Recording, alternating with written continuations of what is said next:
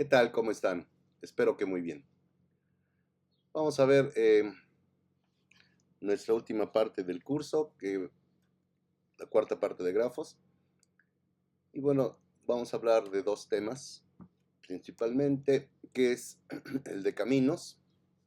Vamos a definir lo que es los caminos y ver la conectividad en grafos. Y luego hablaremos de dos tipos de caminos y circuitos especiales que son muy importantes, que tienen muchas aplicaciones en diferentes áreas, que son los caminos y los circuitos tanto de Euler como de Hamilton. Y bueno, sus últimos ejercicios. Ok, bueno, se pueden modelar muchos problemas con caminos formados viajando a lo largo de las aristas de los grafos. Por ejemplo, el problema de determinar si un mensaje se puede enviar entre dos computadoras usando enlaces intermedios, pues se puede estudiar con un modelo de grafos, como ya habíamos visto en sesiones pasadas. Los problemas de planificación eficiente de rutas para la entrega de correo, recolección de basura, diagnósticos en redes de computadoras, etc. También se pueden resolver utilizando caminos en grafos. Bueno, de manera informal, un camino es una secuencia de aristas que comienza en un vértice de un grafo y viaja de vértice a vértice a lo largo de las aristas del grafo. A medida que el camino viaja a lo largo de sus aristas, visita los vértices a lo largo de este camino, es decir, los puntos finales de las aristas. Y bueno, vamos a dar una definición formal de caminos y la terminología que asociamos o que vamos a necesitar para nuestra discusión posterior. Bueno, dice que tenemos a n un entero no negativo y a g un grafo no dirigido. Entonces, bueno, un camino de longitud n, desde u hasta b en g, pues es una secuencia de n aristas, e sub 1 hasta e sub n de g, para la cual existe una secuencia, ¿verdad?, de vértices, empezando x0, pues es algún vértice del grafo, llamémosle u, luego x1, xn, y finalmente este xn debe ser el b al que quiero llegar. ¿Qué características deben de tener estos vértices? Bueno, pues que esos vértices, ¿verdad?, los extremos son justamente xy y xy-1. O sea, tienen que estar en orden, ¿verdad? Uno tras otro, encadenado uno tras otro. Cuando el grafo es simple, denotamos esta ruta por una secuencia de vértices simplemente x0 hasta xn, porque enumerar esos vértices determina de forma única el camino, ¿verdad? Cuando el grafo es simple, es decir, cuando no tiene múltiples aristas que conectan los mismos vértices. Entonces vamos a decir que el camino es un circuito si comienza y termina en el mismo vértice, es decir, si ui es igual a b en la definición de camino, y tiene longitud mayor que 0. Entonces dice que el camino o circuito pasa por los vértices x1, x2 hasta xn-1, o que atraviesa las aristas e1, e2 hasta e sub n. Y decimos que una ruta o circuito es simple si no contiene la misma arista más de una vez. Es importante para las definiciones de camino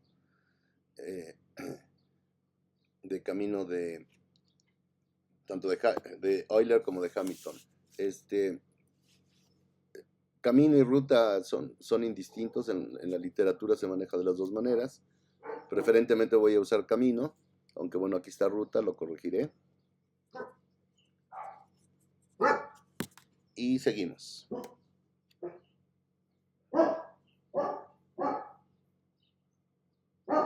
Permítame tantito.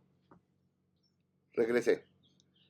Bueno, la definición 1 era, como se menciona ahí, para grafos no dirigidos, pero bueno, también existen las mismas nociones para grafos dirigidos. Por supuesto, en este caso, pues como hay dirección, tenemos que tomar en cuenta esa dirección. Entonces, bueno, un camino de longitud n desde u hasta b en g es una secuencia de aristas nuevamente, desde e sub 1 hasta e sub n, de g, tal que e1 está asociada con, recuerden, aquí ya tengo pares ordenados, porque eso quiere decir que es la manera de denotar que está dirigida a la arista, ¿verdad? Ese es el origen, x sub 0, y el destino es x sub 1.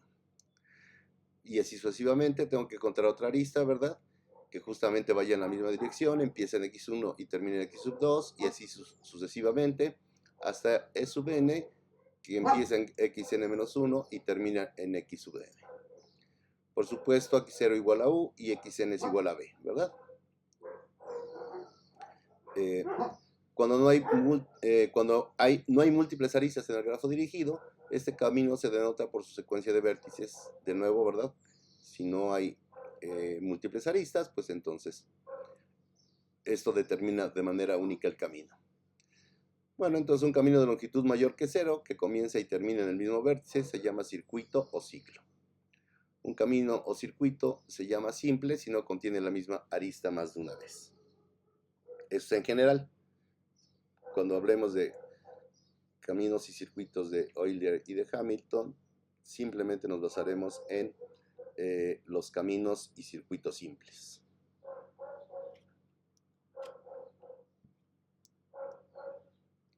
Bueno, cuando tiene una red de computadoras la propiedad de que cada par de computadoras puede compartir información si los mensajes pueden enviarse a través de una o más computadoras intermedias. Bueno, cuando se usa un grafo para representar esta red de computadoras, donde los vértices representan las computadoras y las aristas representan los enlaces de comunicación, esa pregunta se convierte en cuando existe siempre un camino entre dos vértices en el grafo. Y eso nos da pauta para hablar de que un grafo está conectado. Entonces, un grafo no dirigido se llama conectado si hay un camino entre cada par de vértices distintos del grafo. Un grafo no dirigido que no está conectado, pues se llamará desconectado, ¿verdad? Decimos que desconectamos un grafo cuando eliminamos vértices o aristas, o ambas, para producir un subgrafo desconectado.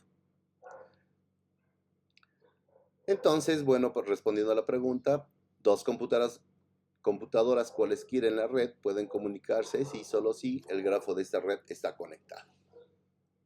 De esa manera podemos modelar esta situación fácilmente con un grafo. Bueno, el grafo G1 en la figura 1 está conectado porque cada par de vértices distintos hay una ruta entre ellos. Si se fijan, puedo llegar de un vértice a cualquier otro vértice, siempre puedo llegar. ¿Sale?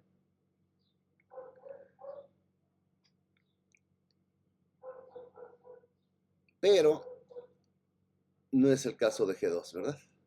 Ese es el grafo y pues obviamente no puedo llegar, por ejemplo, de A a D. Ni de C a D, por supuesto, ni de B a D, ¿ok? Ni de D a A o a C o a B. En fin. Entonces, bueno, esa es la idea de que esté conectado.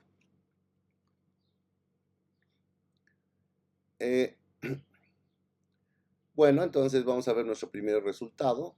Dice que existe un camino simple de cada par de vértices distintos de un grafo no dirigido conectado. ¿Vale? La demostración pues es muy simple. Tomamos dos vértices distintos del grafo no dirigido, pero conectado G, igual a lo que es usual, conjunto de vértices y de aristas.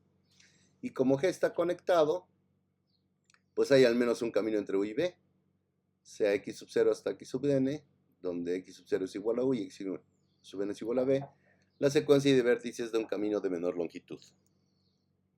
Este camino de menor longitud es simple. Para ver esto, suponga que no es simple. Entonces, si no fuera simple, habría algún vértice que se repetiría, ¿verdad? Entonces, ¿pero qué significa eso? Pues que hay un camino de U a B de menor longitud con la secuencia de vértices. Quito cuáles. Quito la secuencia que va de xy menos 1, suponiendo como xy es igual a xj, pues quito todos los vértices que hay entre xy xy y xj y lo pongo aquí, ¿verdad?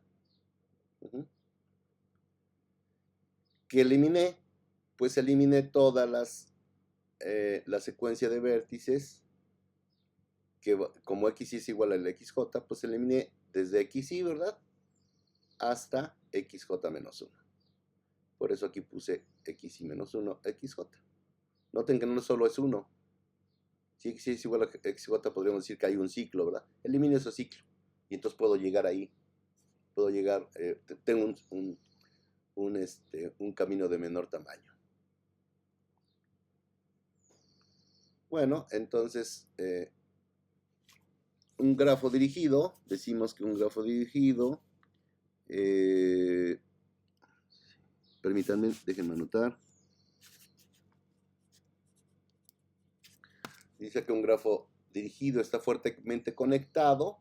Ya vamos a hablar ahora de conectividad en grafos dirigidos. Noten que hemos definido las nociones de camino para no dirigidos y para dirigidos. Y lo mismo con conectividad. Lo anterior fue para no dirigidos. Y ahora vamos a hablar de los dirigidos. Entonces decimos que un grafo, acá la noción es doble. Ahorita vamos a ver por qué. Es decir, hay dos nociones de conectividad en los grafos dirigidos. La primera definición nos dice que un grafo dirigido está fuertemente conectado si hay un camino de A a B y de B a A, siempre que A y B sean vértices en el grafo. Entonces puedo ir, como está dirigido, puedo ir en una dirección hacia el otro vértice y de ese vértice, de alguna otra manera, no necesariamente en el mismo camino por el cual llegué de A a B, por otro lado podría llegar de nuevo a A. Entonces eso significa que está fuertemente conectado. Bueno, dicho eso, es que un grafo dirigido está fuertemente conectado. Para que eso suceda debe haber una secuencia de aristas dirigidas desde cualquier vértice en el grafo a cualquier otro vértice. En cualquier dirección, cualquier camino que sea, recorriendo las aristas que quieran, pero en las dos direcciones puedo llegar de uno al otro y del otro a uno. Bueno, un grafo dirigido puede fallar al estar fuertemente conectado, pero aún estar en una pieza. Es decir, hay conexión entre todos los vértices, ¿sale? Entonces, ¿cómo precisamos eso? Pues con la siguiente definición, dice que un grafo dirigido está débilmente conectado si hay una ruta entre cada dos vértices en el grafo no dirigido subyacente. Es decir, le quitamos las direcciones a las aristas y si eso es un grafo conectado, entonces decimos que el grafo dirigido, si ese grafo subyacente no dirigido, obtenido del grafo dirigido al quitar las direcciones, si que está conectado, pues entonces decimos que está conectado débilmente. Pues lo que ya dije, está débilmente conectado si siempre hay un camino entre dos vértices cuando se ignoran las direcciones de las aristas. Si lo quieren pensar así, es como las calles de la ciudad, ¿no? En principio todas tienen sentido. Entonces, podemos ir de un lugar al otro, ¿verdad? Si estuviera cuando hablamos de fuertemente conectado, es que podemos ir de un lugar a otro de la ciudad, suponiendo que hay direcciones en todas las calles, y obviamente no vamos a regresar sobre la misma ruta, ¿verdad? Porque iríamos en sentido contrario, tendríamos que buscar otras calles con otras direcciones, ¿verdad? Que me llevaran al mismo punto, al punto en el que empecé, digamos. Si quitáramos, y bueno, la idea es fuertemente conectado, débilmente conectado es que no haya la dirección de las calles se quiten, ¿verdad? Entonces, si puedo llegar a cualesquiera dos puntos con eso, pues está bien. Por supuesto, las ciudades están planeadas para que podamos llegar a cualesquiera dos puntos, ¿verdad? A pesar de que tienen sentido las calles. Bueno, claramente cualquier grafo dirigido fuertemente conectado también está débilmente conectado. Si ya de por sí estaba fuertemente conectado, si considerando las direcciones de las aristas, pues obviamente, si no consideramos esas direcciones, pues también estará conectado débilmente. Podrá llegar de un punto a otro, cualquier otro punto o vértice del grafo. Bueno, nos preguntan si estos dos grafos están fuertemente conectados o débilmente conectados. Bueno, entonces nos dice que G está fuertemente conectado, porque si se fijan pueden llegar, siempre hay un camino entre dos vértices cualesquiera en este grafo. Vamos a ver si es cierto. ¿Puedo llegar de A a B? Pues sí. ¿Puedo llegar de A a C? También. ¿Puedo llegar de A a D? Pues también, ¿verdad? Mediante B o mediante C y aquí, etcétera. ¿Sale? Noten que todos los van en el sentido en el sentido de las manecillas del reloj. Por lo tanto, pues sí voy a poder llegar de cualquier grafo, de cualquier vértice a cualquier otro punto o cualquier otro vértice del grafo. Entonces, aquí veremos que no, ¿verdad? Bueno, si quito las direcciones, pues también está débilmente conectado. Obviamente H no está fuertemente conectado porque, pues noten, no hay salida desde A a ningún otro vértice. A recibe, ¿verdad? Es el destino de las aristas, una que empieza en B y otra que empieza en E. Pero nunca hay una flecha de salida de A. El vértice A nunca es fuente de ninguna arista. Por lo tanto, bueno, pues con eso es un simple contraejemplo para demostrar que no está conectado. Pero, bueno, eso de A a B no hay ningún camino, y lo que ya dije. Sin embargo, sí está débilmente conectado, ¿verdad?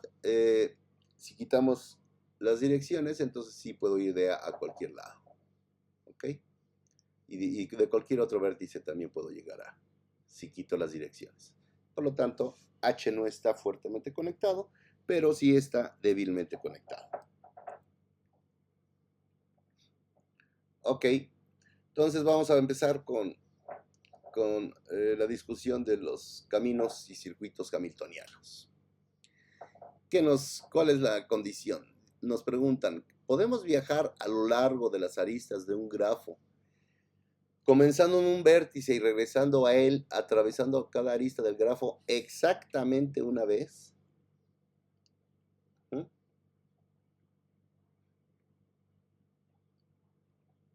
Recorrer todas las aristas, pero exactamente una vez. Ajá. Comenzando de cualquier vértice, no importa.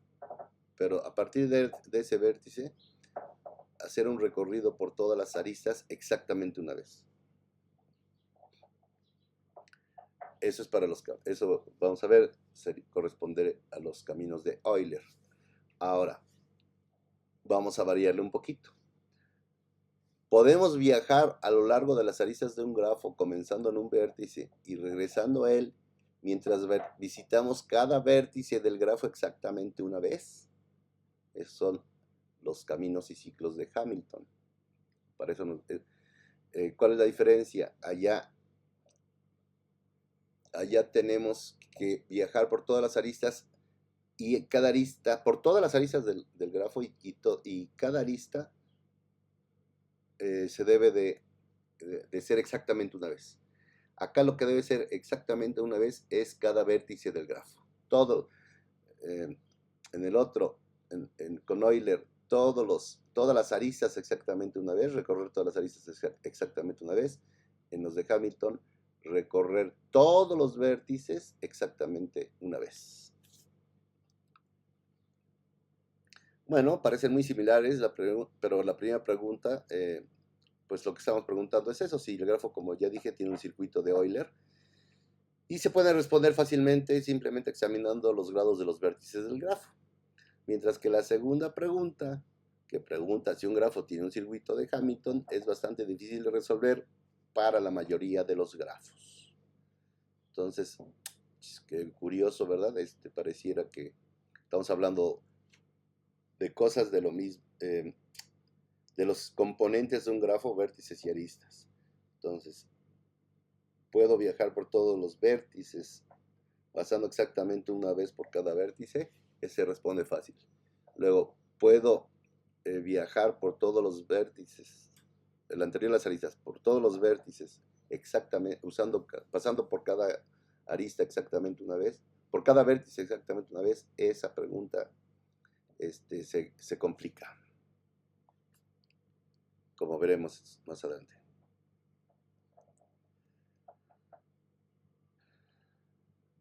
Bueno, se han encontrado muchas aplicaciones para este tipo de preguntas, pero bueno, realmente surgieron de viejos acertijos, curiosamente.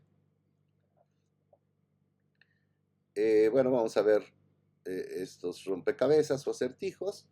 Y la parte de aplicaciones en las que se utilizan lo pueden consultar en las notas. Ya saben, siempre en las notas hay más material extra, ¿verdad? Que sirve como para dar más panorama a las cosas que discutimos aquí.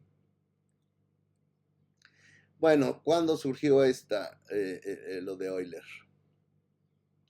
Bueno, la ciudad de Königsberg, o como se pronuncia, en Prusia, ahora se llama Kaliningrado, y es parte de la República Rusa.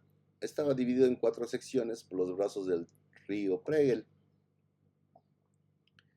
Estas 4 secciones incluían las 2 regiones a orillas del Pregel, la isla Neipov y la región entre las 2 ramas del Pregel.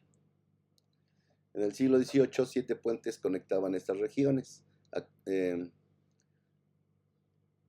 Actualmente en Kaliningrado solo quedan 5 puentes, y de estos solo quedan 2 de la época de Euler. Bueno, la figura 3 muestra sus regiones y sus puentes.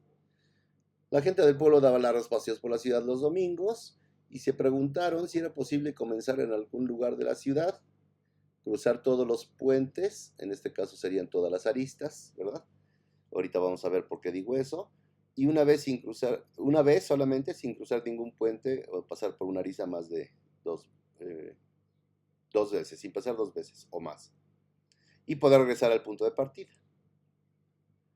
Bueno, el matemático suizo Leonhard Euler resolvió este problema.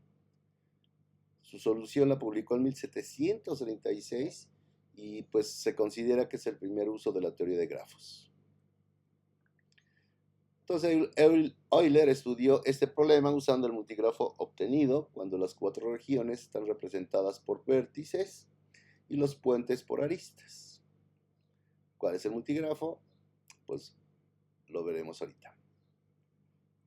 Entonces el problema de cruzar todos los puentes sin cruzar ningún puente más de una vez puede reformularse en términos de este modelo. Y en términos de este modelo, o modelando con grafos este problema, la pregunta es, ¿existe un circuito simple en este multigrafo que contenga todas las aristas? 17.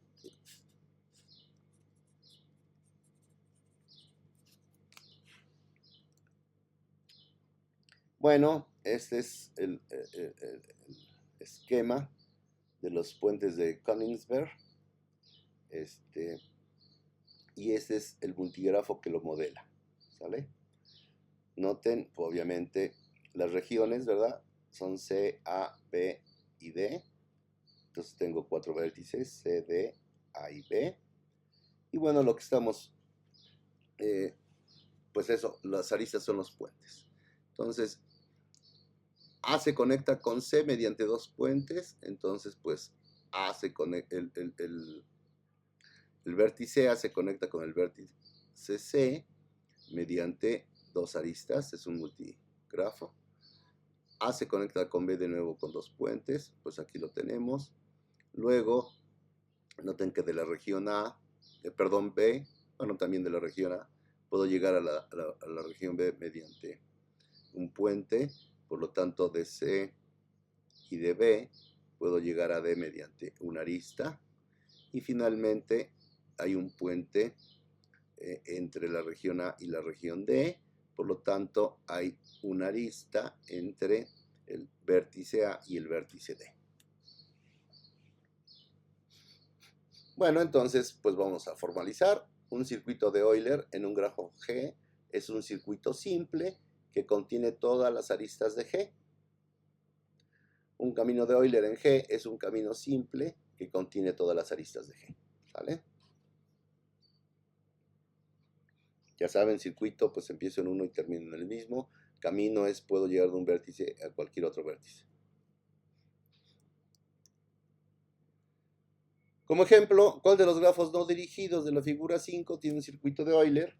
Y los que no lo tienen, ¿tendrán un camino de Euler? Bueno, vamos a ver. Aquí están los 3 grafos. Bueno, dice que el grafo G1 tiene un circuito de Euler, ¿verdad? por ejemplo, hay que recorrer todas las aristas, ¿verdad? Entonces recorro esta, esta hasta E, de voy a C, de C voy a D, de D voy a E, de E voy a B y luego de B voy a A.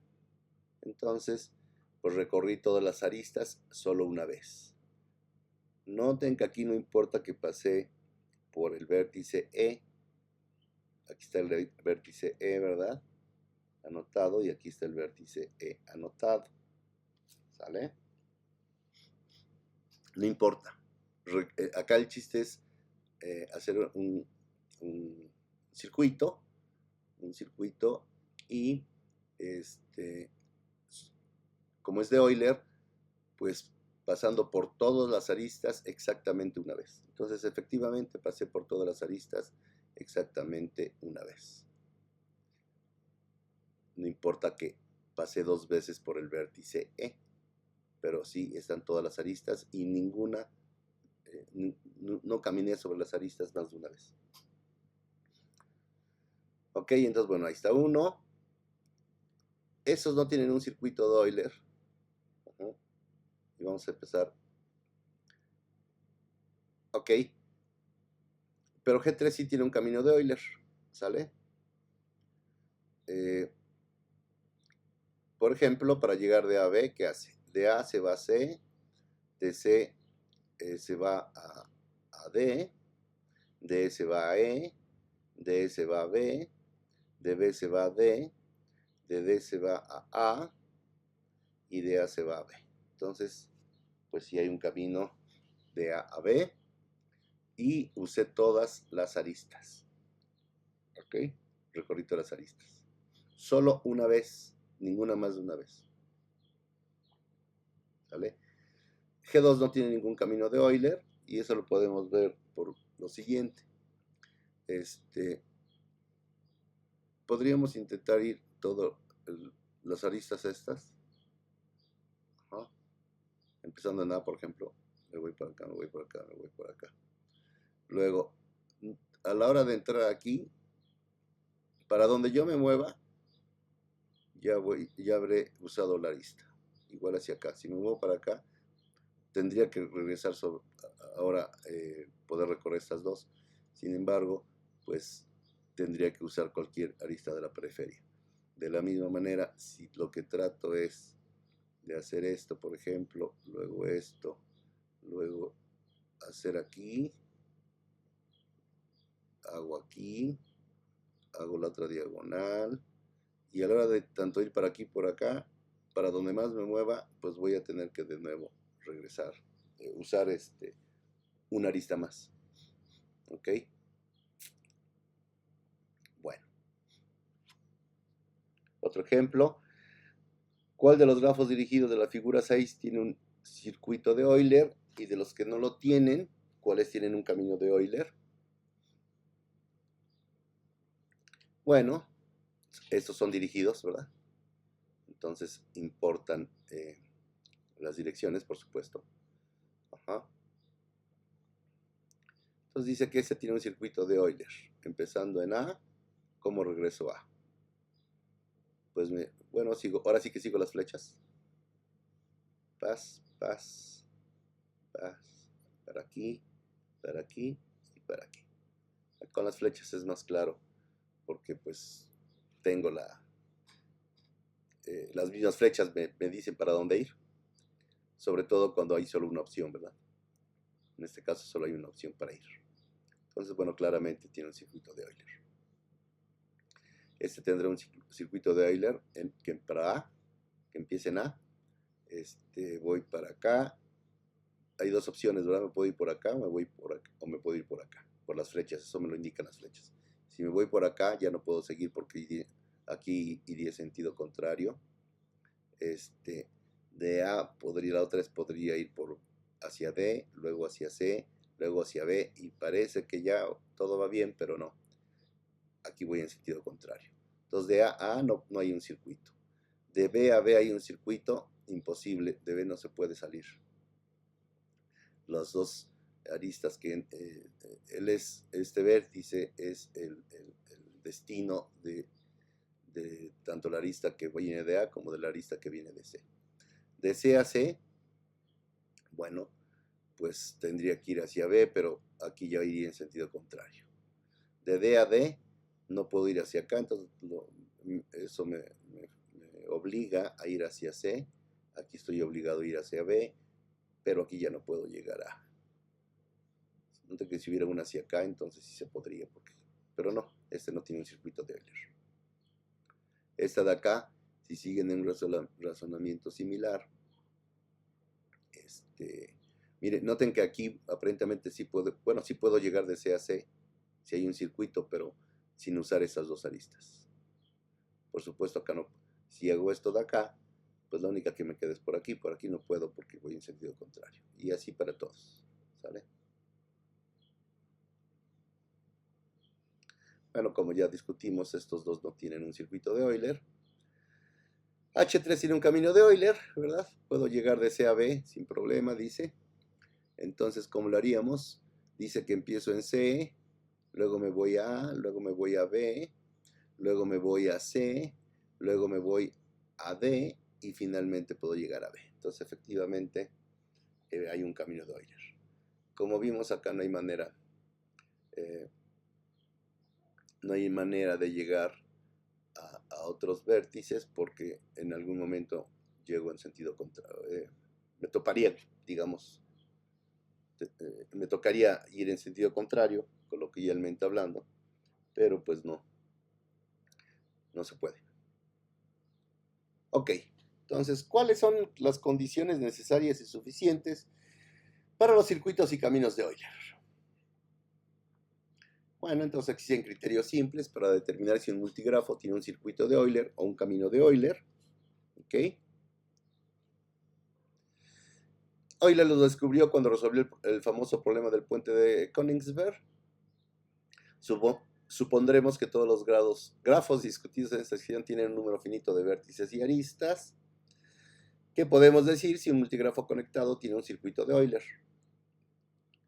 Bueno, lo que podemos mostrar es que cada vértice debe de tener un grado par, ¿verdad? Para hacer esto, primero observe que un circuito de Euler comienza con un vértice A y continúa con una arista que incida en A, digamos la arista AB. Recuerden, son no dirigidos, ¿eh? Entonces por eso estoy usando la notación de aquí, la notación de conjuntos. ¿Vale? Aquí. Entonces,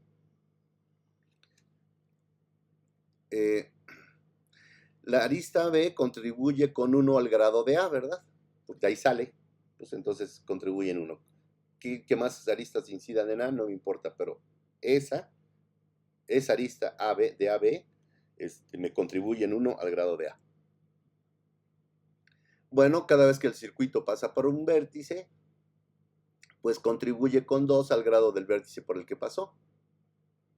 Porque el circuito entra por una arista que incide en este vértice y sale por otra arista. Finalmente el circuito termina donde comenzó, contribuyendo de nuevo con 1 al grado de A. Entonces, por lo tanto, el grado de A debe ser par, porque el circuito aporta 1 cuando comienza, 1 cuando termina y 2 cada vez que pasa por A, si volviera a pasar el circuito por A. Noten, acuérdense, lo mencioné hace un momento, que puedo pasar por más de un vértice, no por más de una arista, pero sí por más de un vértice. Entonces, bueno, cada vez que si vuelvo a pasar el circuito por A, pues contribuiría en 2, ¿verdad? Al grado de A. Si no pasa, pues no pasa nada. De todos modos, será 1 con el que sale y 1 con el que regresa, son 2. Y si volviera a pasar por ahí, pues el grado tendría que ser 2. Porque cada vez que entra y sale, pues aumentaría en un número par de veces el grado de ese vértice. Bueno, un vértice distinto de A tiene un grado par porque el circuito contribuye con 2 a su grado cada vez que pasa por el vértice. Y entonces concluimos que si un grafo conectado tiene un circuito de Euler, entonces cada vértice debe tener un grado par. ¿Vale?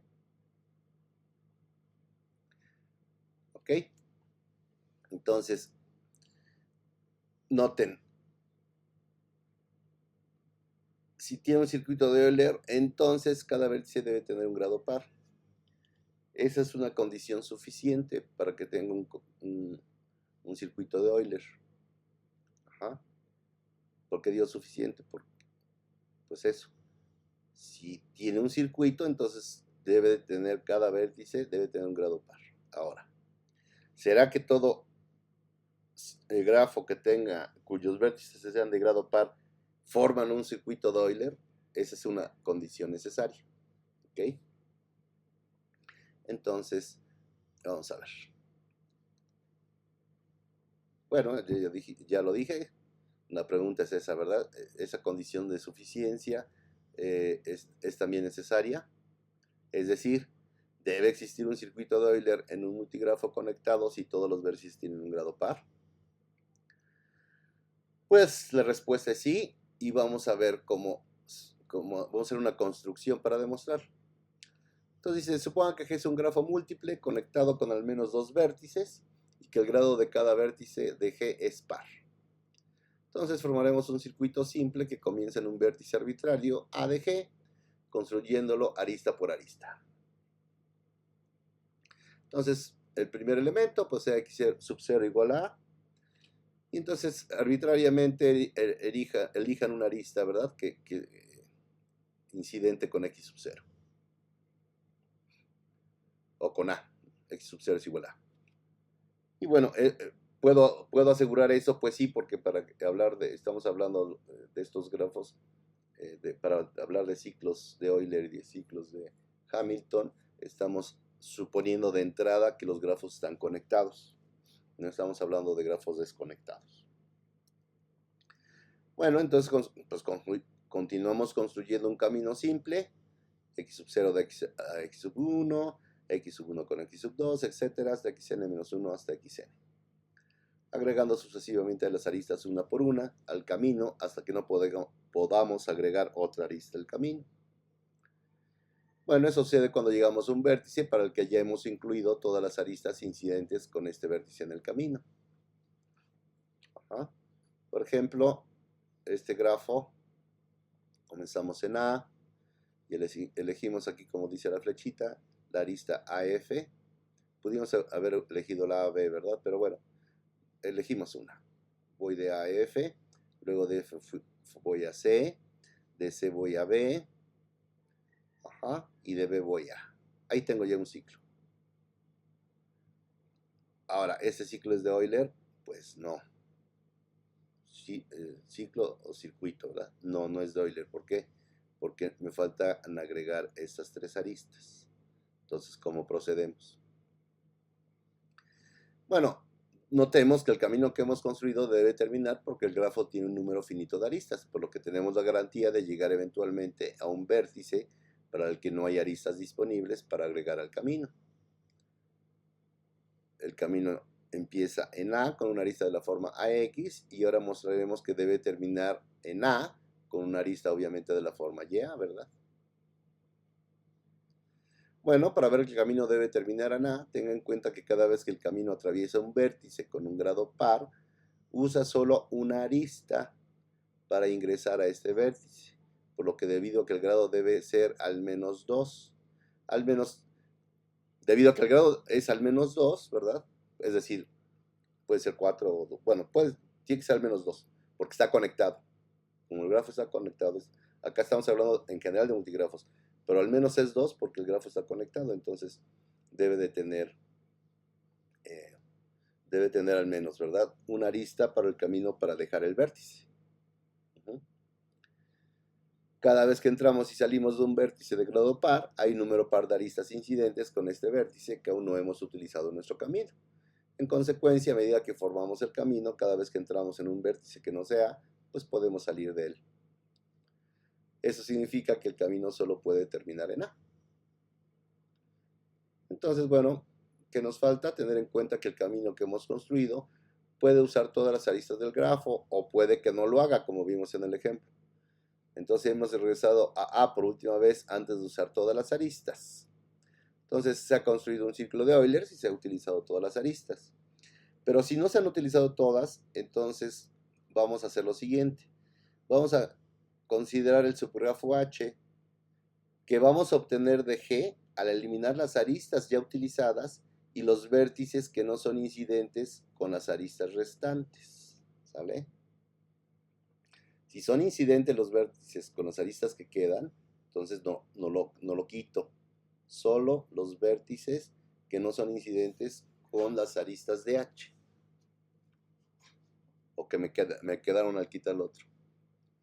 Bueno, entonces cuando eliminamos este circuito del grafo de la figura 7,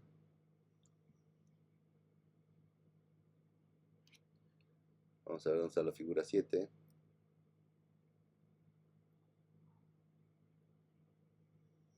Aquí está. Cuando eliminamos este circuito de este grafo, ¿verdad?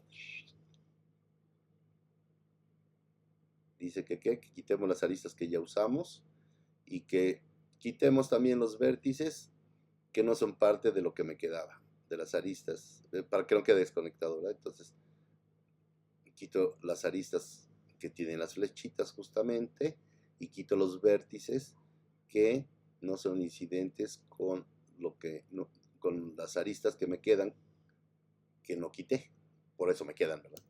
Entonces el único vértice que tiene esa característica es el vértice C, entonces por eso se queda así. Ok, ahora vamos a ver si llegamos. Ahí.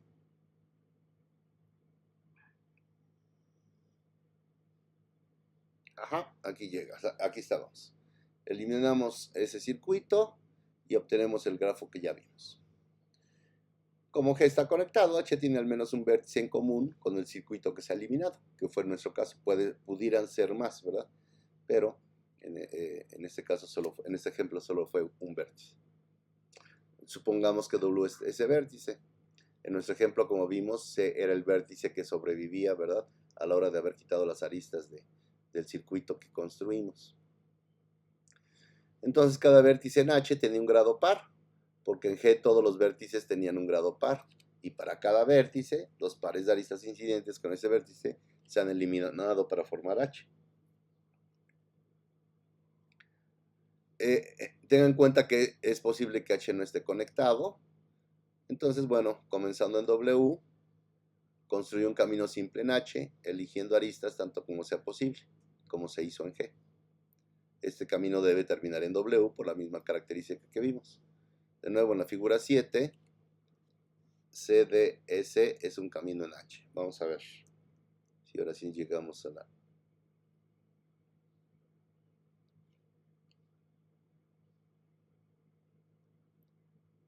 dibujito. Me pasé. Era hacia adelante, no hacia atrás. Ahí está. Ok. Entonces, ¿qué nos dice? Que es C, E, D y C, ¿verdad?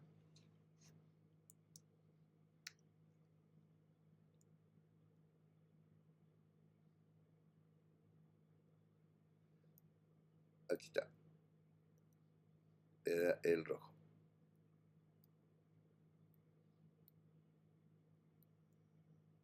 Aquí está. Entonces, bueno, ese es el circuito que hicimos. Y bueno, ¿cómo formamos el circuito en G? Pues empalmando el circuito en H con el circuito original en G. Y esto lo podemos hacer porque W es uno de los vértices en este circuito, ¿verdad? En este caso, WC. Esto de acá.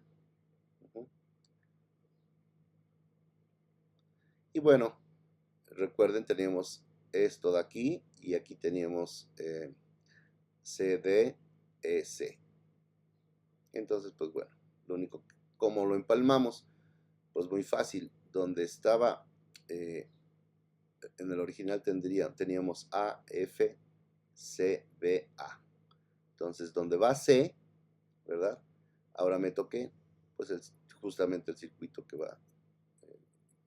que acabo de formar, que era CD, perdón, aquí, CD, E, C. ¿Sale?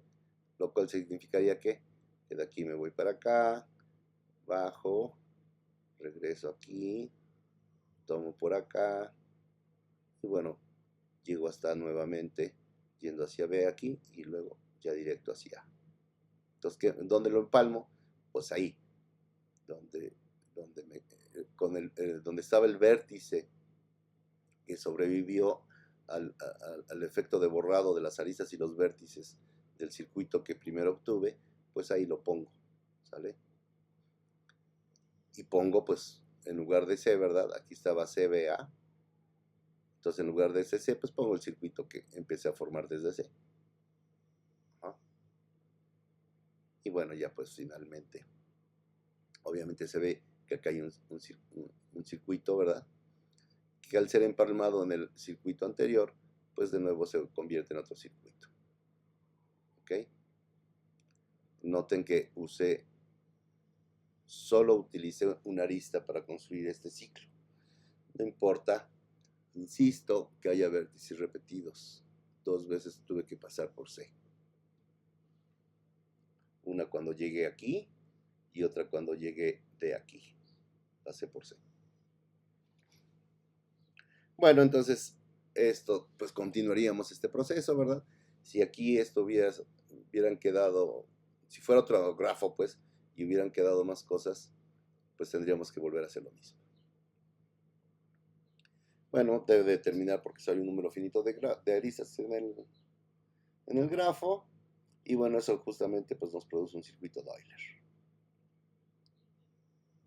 Entonces, esta construcción nos ha demostrado que si todos los vértices de un multigrafo conectado tienen grados pares, entonces el grafo tiene un circuito de Euler. Es decir, la característica de grados pares también es una condición necesaria.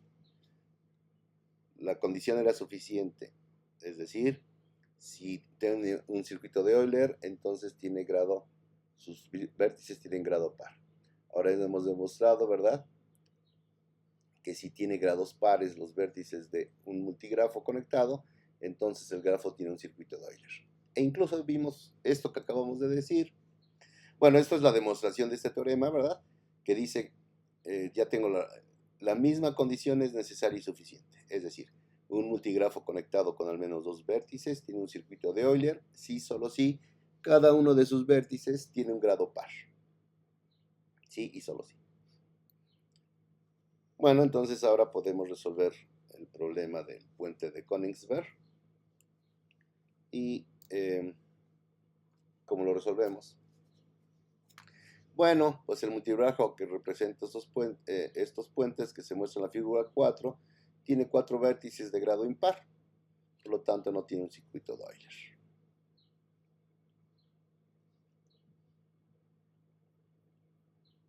Déjenme ver.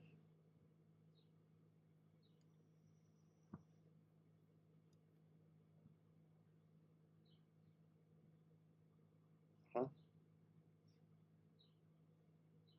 Todos los vértices tienen grado impar. C es de grado impar. A.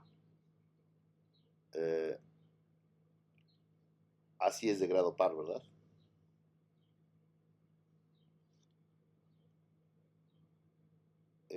No, perdón, también es impar. 2 y este 3. B, 3 también. D, 3. Todos tienen, los 4 vértices son de grado impar y de grado 3. Entonces no pueden tener un circuito de Euler por el teorema que dimos.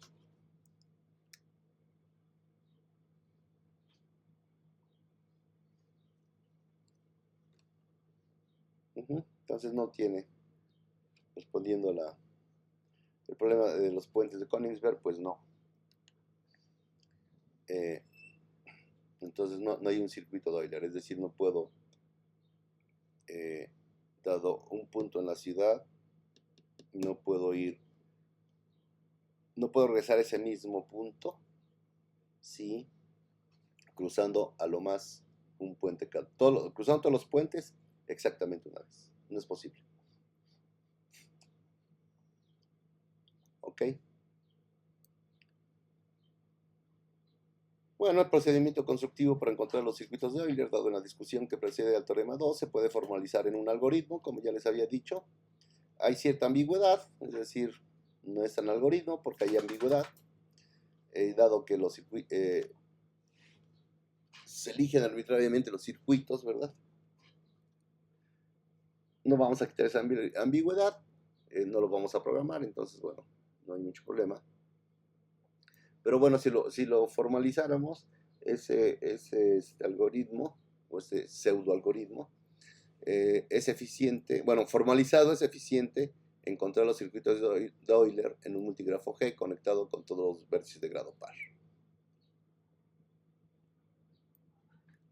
El ejemplo que vamos a ver cómo usar caminos y circuitos de Euler.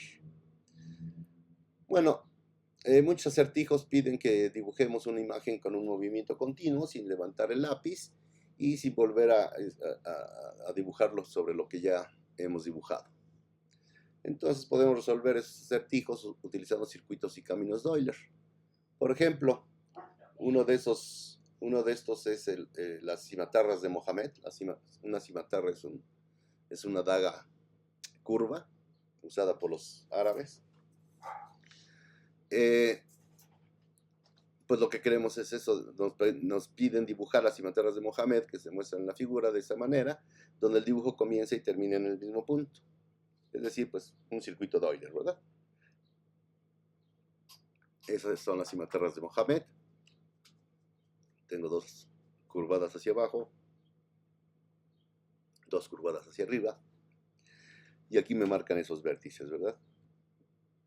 Si contamos los vértices, el grado de todos los vértices 2, el de C es 2, el de A es 2, el de B es 2, el de D es 2, el de E es 2, el de F es 4, el de G es 2, el de H es 2, el de K es 2, el de J es 2 y el de I también es 2.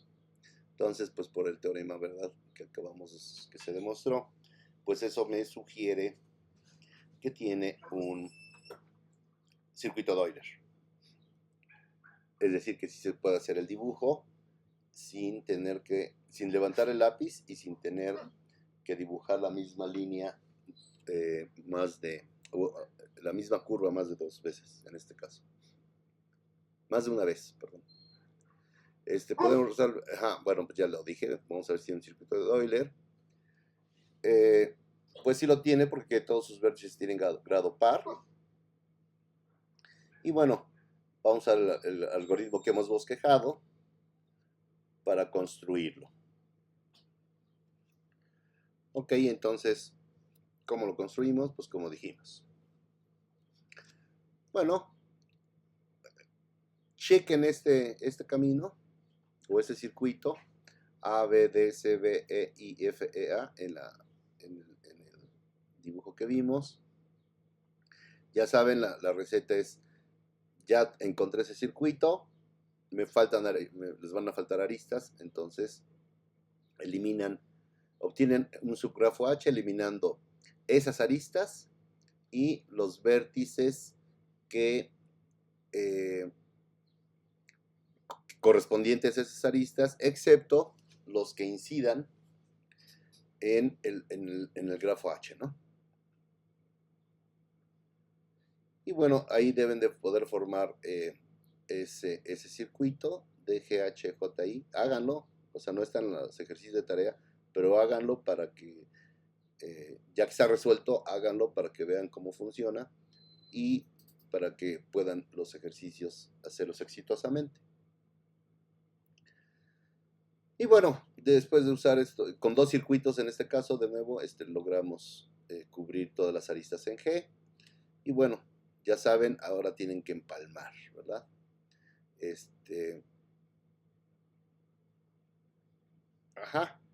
Aquí el que obtuvieron, el segundo, el DH, empezaron en D y terminaron en D.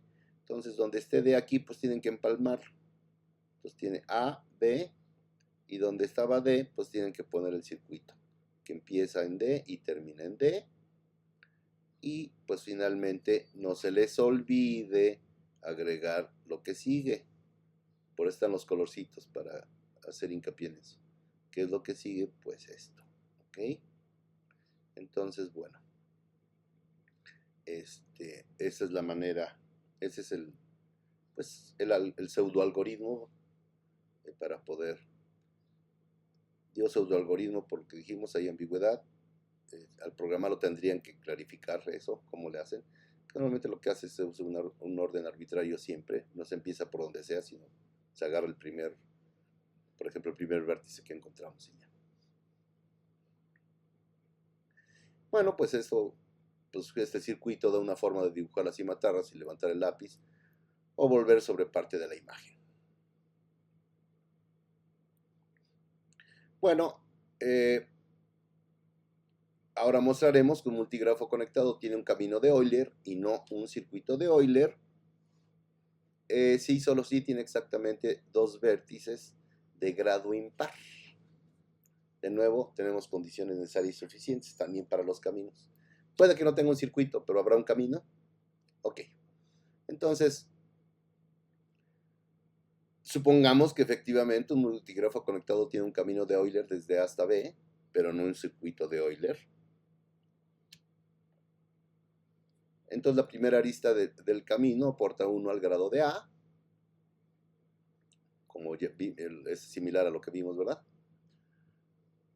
Se hace una contribución de 2 al grado de A cada vez que la ruta pasa por ese A, ¿verdad? Vimos que podemos pasar por el mismo vértice a veces es necesario.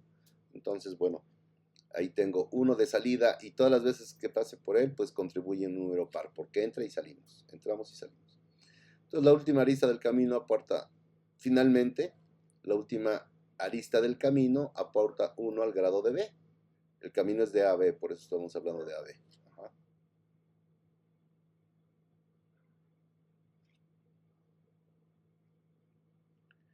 Cada vez que el camino pasa por B, pues de nuevo hay una contribución de 2 a su grafo, el que entra y el que sale. En consecuencia, tanto A como B tienen grado impar. Y es una cosa muy bonita. Y todos los demás vértices tienen que tener grado par porque la ruta aporta 2 al grado de un vértice cada vez que lo atraviesa. Entonces, para que tengamos un camino, 2 vértices deben ser de grado impar y todos los demás de grado par. Ahora vamos a considerar lo contrario. Supongan que un grafo tiene exactamente dos vértices de grado impar, digamos A y B. Entonces considera el grafo más grande compuesto por el grafo original con la adición de una arista AB. Cada vértice de este grafo más grande tiene un grado par, por lo que hay un circuito de Euler. La eliminación de la nueva arista produce una ruta de Euler en el grafo original. Permítanme.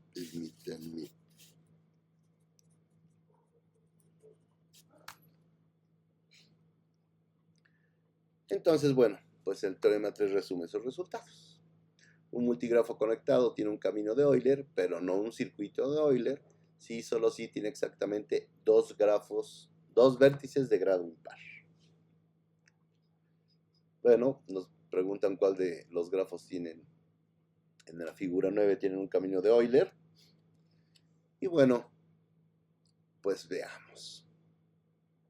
Según lo que acabamos de aprender, ¿verdad? Deben de tener 2 de grado impar. Este vértice, ¿qué grado tiene? 2. Este tiene 2. Este tiene 3, grado 3. Este tiene grado 3. Entonces, son 2 de grado impar. Y los restantes de grado par, pues entonces el teorema nos asegura que aquí hay un camino.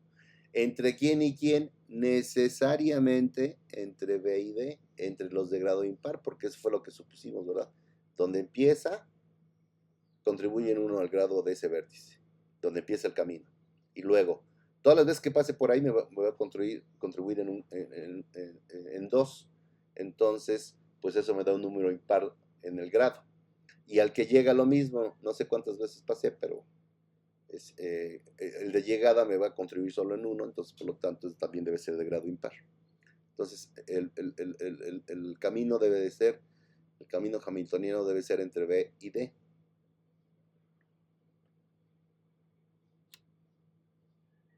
Ajá. Debe haber un camino de Euler que tenga B y D como puntos finales. Y uno de esos es empezando en D, ¿verdad? Me voy hacia A, me voy hacia B, me voy hacia C me voy hacia D y me voy hacia B. Entonces, empecé en D y llegué a B. No importa que pasé más de una vez por B, ¿verdad?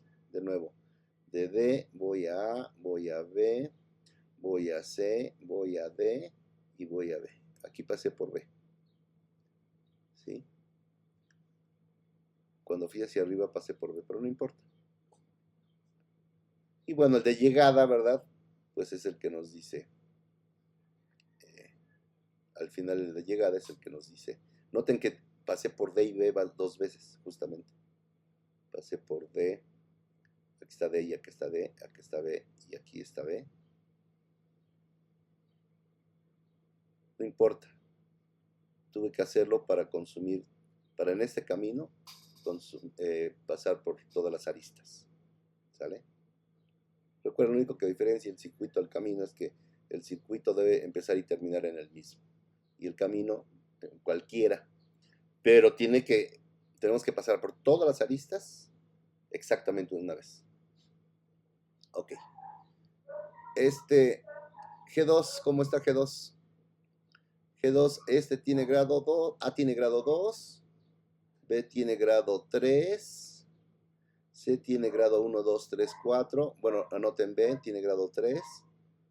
Ya tenemos uno de grado, tenemos que tener dos de grado impar, ¿verdad? Entonces ya tengo uno. C tiene grado 4. D tiene grado 1, 2, 3. Ya tengo dos de grado 3. Los demás ya no deberían de tener grado impar, porque ya tengo que B y D. Y luego E tiene grado 2. F tiene grado 4. G tiene grado 1, 2, 3, 4. Y bueno, ya habíamos visto que tiene grado 2. Entonces, bueno, por el teorema ya sabemos que efectivamente aquí hay un camino de Euler y que ese camino debe de ser entre B y D. ¿Ah? Es lo que ya dijimos. Y bueno, una forma de hacer este camino es ir de B a A, luego a G, luego a F, luego a E, luego vengo hacia D, de D voy hacia C, de C voy hacia G, de G voy hacia B, de B voy hacia C, de C voy hacia F y de F voy hacia D. Y de esa manera he consumido todas las aristas. Ok, ¿qué pasa con G3? Pues resulta que todos, ¿verdad?, tienen grado 3. Por lo tanto, tiene 6 de grado 3, no 2. 6 de grado impar, entonces pues no. 6 vértices de grado impar no puede tener un camino de Euler. Bueno, regresando a Königsberg en el siglo XVIII, es posible comenzar en algo. Ya vimos que no es posible, no tienen un circuito de Euler, ¿verdad? Porque teníamos cuatro vértices de grado 3. Para que tuviera circuito tendrían que ser todos pares. Entonces ahí no se pudo. Pero bueno, podemos atravesar exactamente una vez todos los puentes y llegar de un punto de la ciudad, solo una vez, atravesar solo una vez todos los puentes y llegar a otro punto de la ciudad. Y bueno, pues hay un camino de Euler, dicho de otra manera. Y bueno, los 4 vértices son de grado impar en este multigrafo, por lo tanto no hay un camino de Euler tampoco. Por lo tanto, hacer ese viaje es imposible.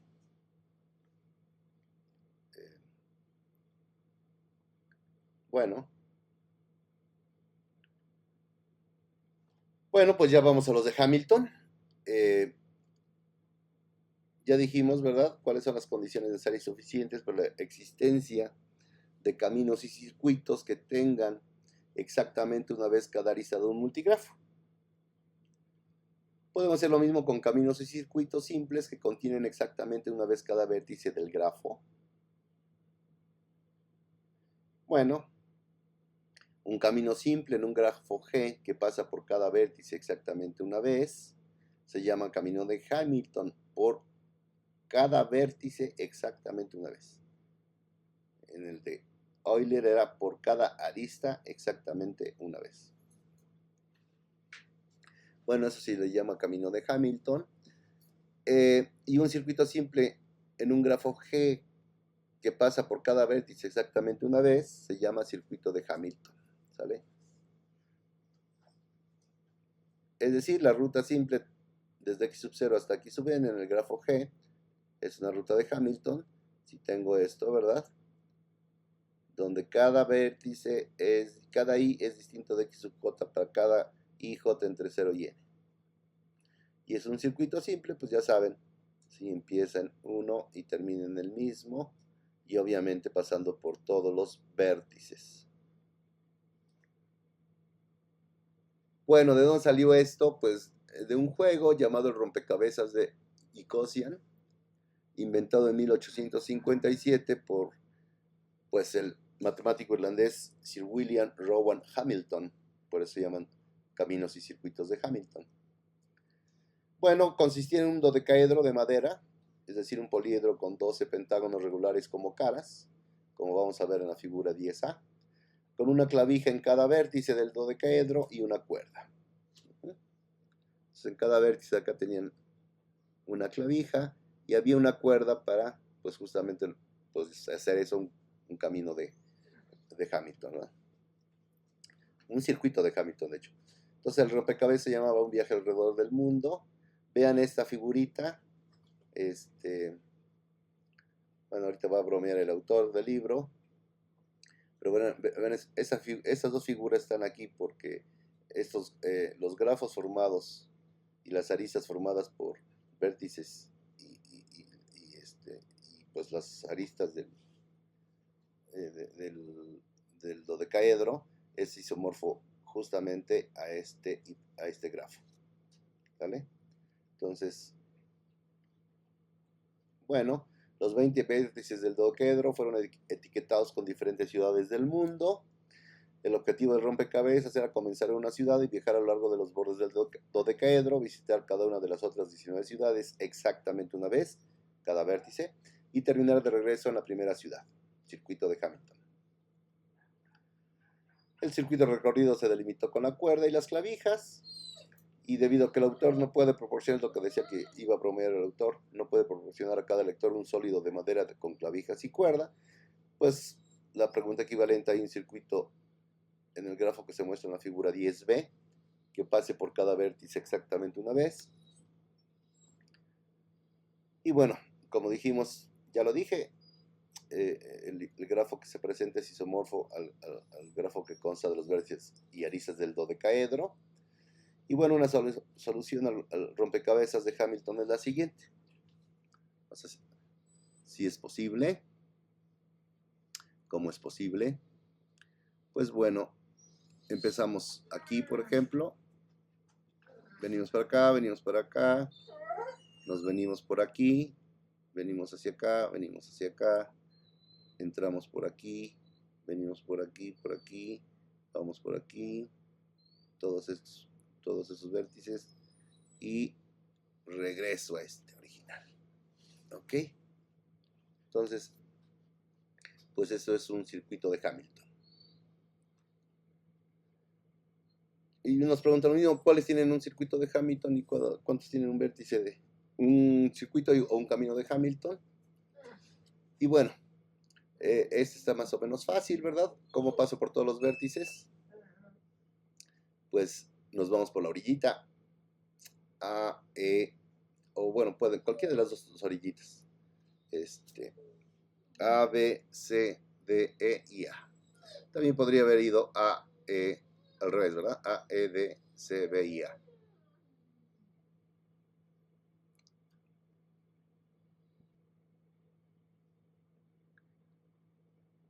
Entonces sí, G1 tiene un circuito de Hamilton.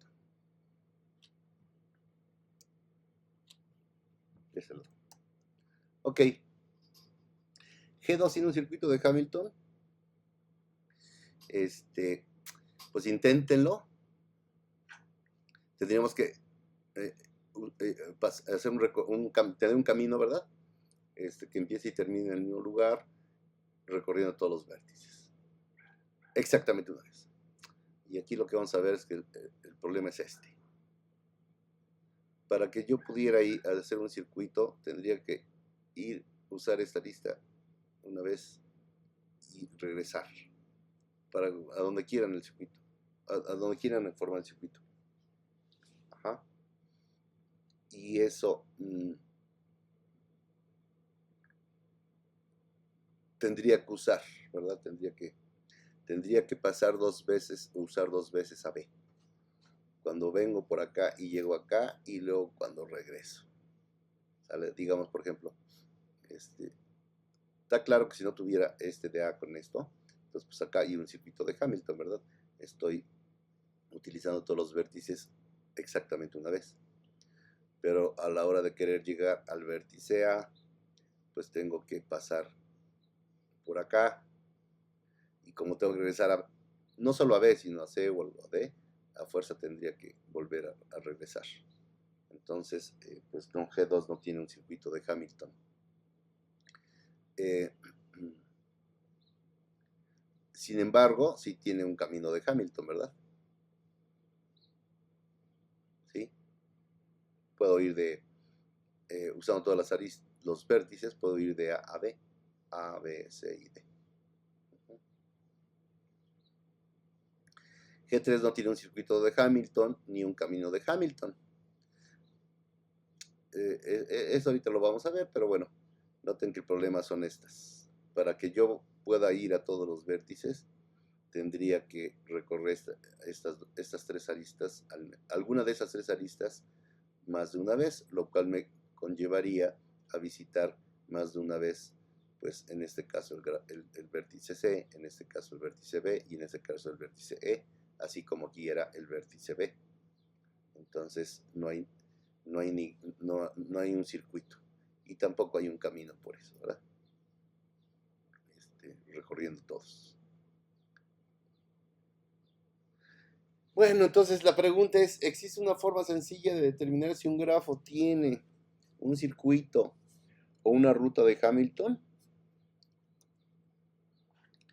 Pues debería haber una forma fácil, ¿no? Por lo que dijimos al principio, pues se parece mucho. Uno dice recorrer todas las aristas exactamente una vez. Acá decimos llegar a todo, utilizar todos los vértices o llegar a todos los vértices exactamente una vez. Entonces, bueno, pues no se conocen criterios simples, necesarios y suficientes para la existencia de circuitos de Hamilton. Sin embargo, se conocen muchos teoremas que dan condiciones suficientes para su existencia. Y se pueden usar ciertas propiedades para mostrar que un grafo no tiene un circuito de Hamilton. Por ejemplo, un grafo con un vértice de grado 1, que son los que comentamos hace ratito, ¿verdad? Vale la pena regresar. Estos tienen grado 1. Ah, bueno, pues cuando haya eso, no pueden tener un circuito de Hamilton, porque en un circuito de ese estilo, cada vértice incide con dos aristas en el circuito. Ajá. A fuerza. Y pues los de grado 1 solo inciden con una arista. Entonces no pueden tener uno de Hamilton. Otra, si un vértice en el grafo tiene grado 2, entonces ambos bordes que inciden con este vértice, aristas debería decir ahí,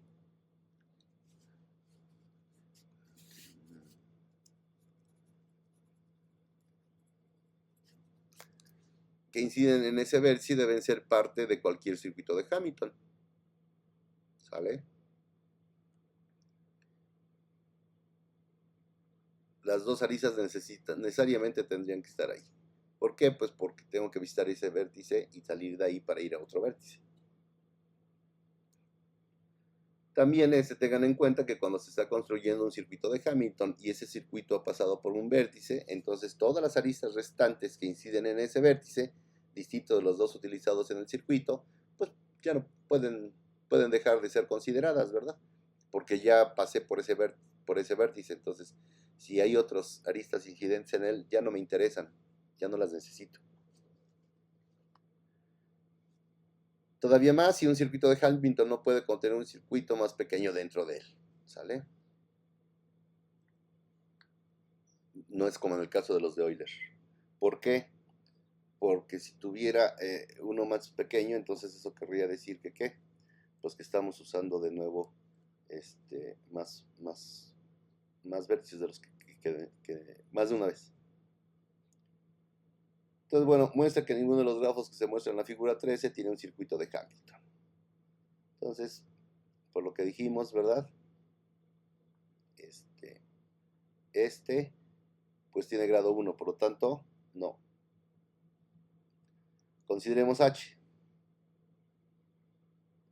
Los grados de ABC, A, B, D y E tienen grado 2. Entonces, cada arista incidente con esos vértices debe ser parte de cualquier circuito de Hamilton. A fuercita. Ahora, pues no podría tener un circuito de Hamilton, ya que cualquier circuito de Hamilton tendría que contener 4 aristas incidentes con C, lo cual es imposible. Para llegar a C tendríamos que hacer eso. Entonces, de nuevo, no hay manera, ¿verdad? Puedo llegar desde aquí hasta aquí. Entonces, ¿qué pasa aquí?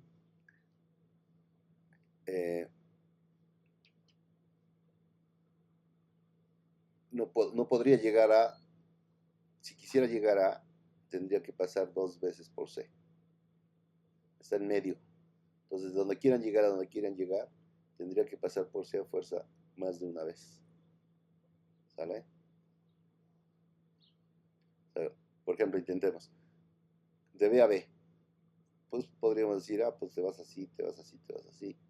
Chin. Ya volvería a pasar por C.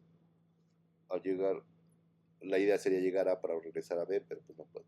Y lo mismo es simétrico, entonces lo mismo ocurre con todos los demás. Siempre tendría que... bueno, además aquí no puedo llegar acá, ¿no?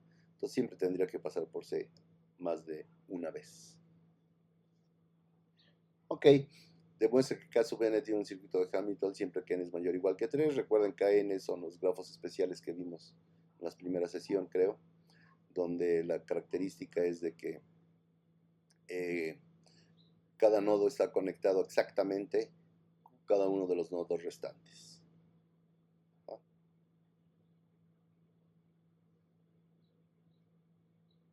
Bueno, entonces podemos formar un circuito de Hamilton en Km, comenzando en cualquier vértice. Dicho circuito se puede construir visitando vértices en el orden que elijamos, siempre que la ruta comience y termine en el mismo vértice y se visite entre sí exactamente una vez. Es posible porque hay aristas en KN entre dos vértices cualesquiera, siempre. Pues como estamos conectados, como un vértice se conecta con todos, entre cualesquiera dos vértices hay una arista. Entonces, pues sí es posible hacer esto. Bueno, entonces, aunque no se conocen condiciones útiles, necesarias y suficientes para la existencia de circuitos de Hamilton, se han encontrado bastantes condiciones suficientes. Bueno, bastantes, vamos a ver dos. Tengan en cuenta que cuantas más aristas tenga un grafo, más probable será que tenga un circuito de Hamilton. Ajá. Porque ahora sí que podríamos evitar, tendríamos manera de ir a otros vértices y no necesariamente pasar por el vértice problemático, ¿verdad? Aquí. Noten que si hubiera otra arista aquí, la cosa cambiaría.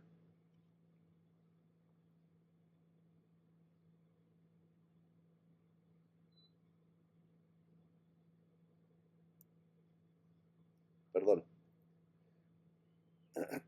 Entonces, bueno, si entre más aristas tenga un grafo, más probable será que tenga un circuito de Hamilton. Más probable, no es eso, no es una condición suficiente, simplemente es más probable.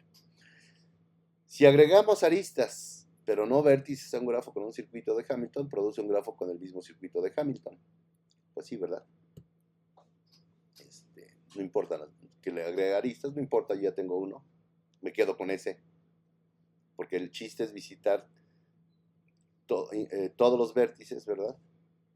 Que el camino tenga todos los vértices exactamente una vez del grafo. Bueno, entonces a medida que agregamos aristas a un grafo, especialmente cuando nos aseguramos de agregar aristas a cada vértice, pues aumenta la probabilidad de que exista un circuito de Hamilton en este grafo. En consecuencia, esperaríamos que hubiera condiciones suficientes para la existencia de circuitos de Hamilton que que los grados de los vértices sean suficientemente grandes. Y bueno, las dos condiciones suficientes más importantes las encontraron Dirac en 52 y Ore en 60. Y así se llaman los teoremas, el teorema de Dirac y el teorema de Ore. ¿Qué dice el teorema de Dirac?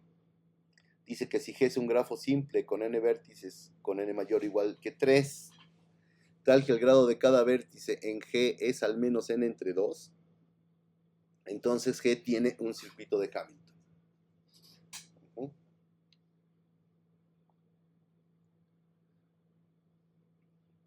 Al revés, no, es suficiente. Es decir, si hay un circuito de Hamilton, no necesariamente se cumple que tenga esa propiedad. Que cada vértice tenga al menos n entre 2. El teorema de Ore dice que si un grafo simple con n vértices, con n mayor o igual que 3, tal que el grado de U más el grado de B es mayor o igual que n para cada par de vértices no adyacentes V en G, entonces G tiene un circuito de Hamilton. De nuevo, es una condición suficiente. No es necesaria. Es decir, puede tener un circuito, puede haber un grafo puede tener un circuito de Hamilton y no ser cierto que el grado de U más el grado de B es mayor o igual que n para cada par de vértices no adyacentes U y B. Bueno, ya lo dije, son condiciones suficientes, pero no son necesarias. Por ejemplo, recuerden, C5 es otro de los grafos, ¿verdad? Que vimos, que son especiales. Consúltenlo y vean C5. Y compruébenlo. Tiene un circuito de Hamilton, pero no satisface las hipótesis del teorema de Ore ni del teorema de Dirac. Y es lo que tienen que verificar. Tanto que tiene el circuito de Hamilton como que no tiene el teorema, no cumple las condiciones de los teoremas de Ore y de Dirac. Bueno, esto es algo que a lo mejor ahorita no van a entender muy bien, espero intuitivamente explicarlo, pero que en el análisis y diseño de algoritmos pues les quedará claro qué significa lo que ahora voy a decir. Dice que los mejores algoritmos conocidos para encontrar un circuito de Hamilton en un grafo o determinar que no existe tal circuito tiene una complejidad de tiempo exponencial en el peor de los casos, en el número de vértices del grafo. Es decir, si tienen un programa que calcula eso, que trata de construir un circuito, encontrar un circuito de Hamilton, se va a tardar, de acuerdo al número de vértices, 2 a la número de vértices. Ese programa se va a tardar 2 a la número de vértices. Va a tener una complejidad exponencial. Entonces, ¿eso qué quiere decir? Pues como saben, la función exponencial crece muy rápido. Entonces quiere decir que con grafos muy pequeños, con 2 a la 20, pues eso va a ser una cuestión es muy caro resolverlo. Y bueno, encontrar un algoritmo que resuelva ese problema con complejidad en tiempo polinomial, en el peor de los casos, sería un logro importante porque se ha demostrado que este problema es NP completo. Esto también lo van a ver ahí. Los problemas que son NP completos son, básicamente la idea es eso, que no hay una solución polinomial a ellos, pero que sí hay que son polinomialmente se pueden comportar para verificar que si una propuesta de solución es solución o no, en pocas palabras. No para encontrar la solución, sino para verificar que una solución propuesta, también se le llama a veces testigo, que un testigo es realmente solución del problema o no. Eso sí lo hacen en tiempo polinomial, pero pues eso no tiene chiste. Bueno, para fines prácticos eso no tiene chiste, porque lo que yo quiero es encontrar una solución. Bueno, en consecuencia, la existencia de tal algoritmo implicaría que muchos otros problemas, aparentemente intratables, así se les llaman los problemas NP completos, problemas intratables, es decir, que prácticamente resolverlos exactamente es muy caro, es intratable. Verán en el curso de análisis y diseño de algoritmos que, pues, para ciertos problemas,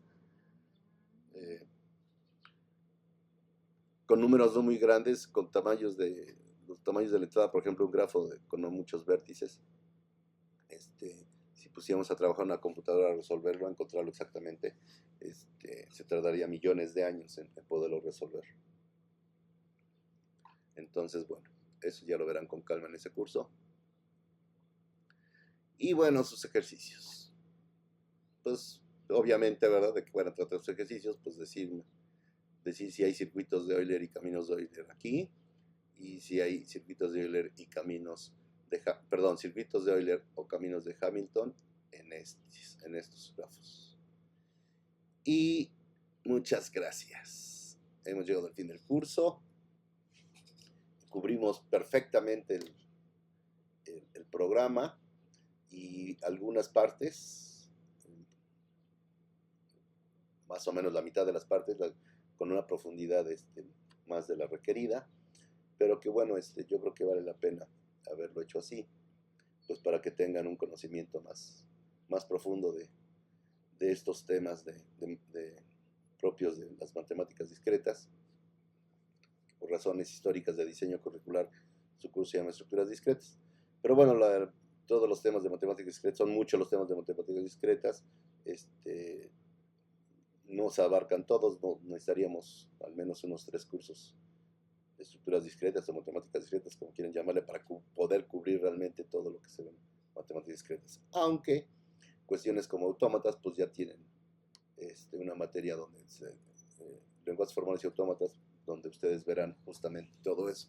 Esa parte de que se considera matemática discreta, otra parte, pues es el curso de lógica, que también van a abarcar eso, también es parte de la matemática discreta, o se considera así en los libros de matemática discreta, y otros temas, bueno, con Teo lo van a usar, todo lo que vimos acá lo van a usar en otras materias, relaciones, funciones, conteo,